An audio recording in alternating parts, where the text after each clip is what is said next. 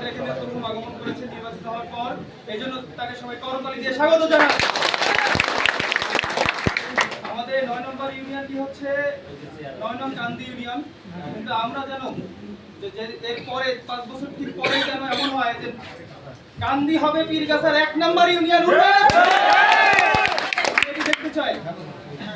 কান্দির যদি কথা বলি, ইতোমধ্যে আমাদের যে বালার দিকে যে রাস্তা, এটি টেন্ডারে চলে গেছে এবং কাজ শুরু হবে ইনশাআল্লাহ। এবং তারপরে এই যে আপনাদের এই তেঁতুলতলা যে রাস্তাটা চলে গেছে, এটিরও কাজ শুরু হবে। 1200 মিটার টেন্ডার হয়ে গেছে এবং বাকি 800 মিটার আরো টেন্ডারে যাচ্ছে।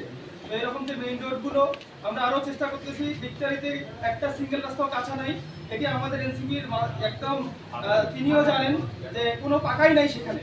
তো সেটি নিয়েও আমাদের চিন্তা আছে। পাঠক শিখরে যে রাস্তাগুলো আছে এবং 1 নম্বর ওয়ার্ডে 1, 3, 7 এই 3টি ওয়ার্ডে আমাদের যে চেয়ারম্যানগণ হন, আমার এটা খুবই আফসোসের জায়গা যে ওনারা কেন ওই জায়গাগুলোতে মনোযোগ দেন না আমি জানি না।